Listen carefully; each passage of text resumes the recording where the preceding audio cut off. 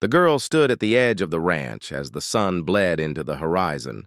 her Apache braids heavy with dust and grief, her dark eyes fixed not on the land, but on the man repairing a fence with slow, weary hands, and when she finally spoke, her voice did not tremble, the way pride demanded it should. Instead, it carried a raw honesty that struck deeper than any blade. "I can't live without a man," she said, not as a plea, but as a truth learned too early, too painfully, from a world that had taken her father to bullets, her brothers to hunger, and her tribe to the wind. And the rancher, Elias Walker, a man carved from silence and loss, froze mid-motion, the hammer hanging useless in his grip as memories of buried faces and empty graves pressed against his chest, for he had learned long ago that need was dangerous, especially in the Wild West where love was often just another word for goodbye. Yet he saw in her not weakness but survival, a girl no older than 17 carrying the weight of an erased people. And as the wind swept across the plains, he remembered the promise he once made to himself after the war, that he would never turn away the desperate again, because the day he did would be the day he truly became dead. So he nodded once and told her she could stay the night, just one night. But nights turned into days and days into shared labor, into quiet meals eaten by firelight, into stories spoken in half-words and glances.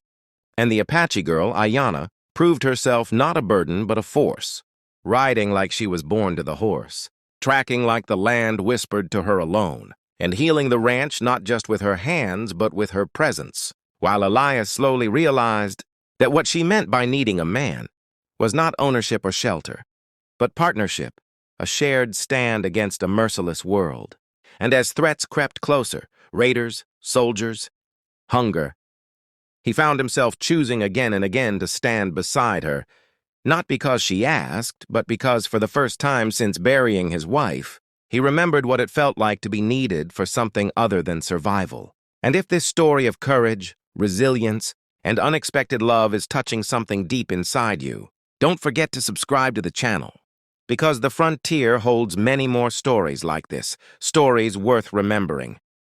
When the men came riding at dawn, rifles gleaming and hatred riding shotgun beside fear, Elias did not hesitate, and neither did Ayanna, who stood shoulder to shoulder with him as if the ranch had always been hers to defend, her voice calm as she spoke in her native tongue before switching to English sharp enough to cut steel, telling them this land was protected by both Apache blood and a man who no longer ran from ghosts. And in that moment, Elias understood that the girl who once said she couldn't live without a man had taught him something far more dangerous, that he could no longer live without her, not because she filled a hole, but because she reminded him of who he was before the world hardened him into silence. And when the dust settled and the riders fled, leaving only broken tracks and wounded pride, Elias saw the future stretch before them, uncertain yet real, a shared future built not on ownership or rescue but on choice, on standing together against a land that respected only strength and truth. And that night by the fire, Ayanna admitted that what she meant that first evening was not that she needed a man to survive, but that she refused to survive alone anymore. And Elias, his voice rough with emotion he no longer feared, told her she would never have to, because this ranch, this land, this fight was theirs now. And as the stars burned bright above the endless plains, two souls from different worlds found common ground not in romance, alone but in mutual respect, resilience, and hope, proving that even in the harshest corners of the Wild West, humanity could still choose compassion over cruelty, unity over isolation. And if this story moved you, inspired you, or made you feel the power of human connection across cultures and hardship, make sure you subscribe to the channel, because more unforgettable Wild West stories, filled with heart, strength, and survival, are waiting just beyond the horizon. Winter came the way it always did on the frontier, without mercy and without apology, and it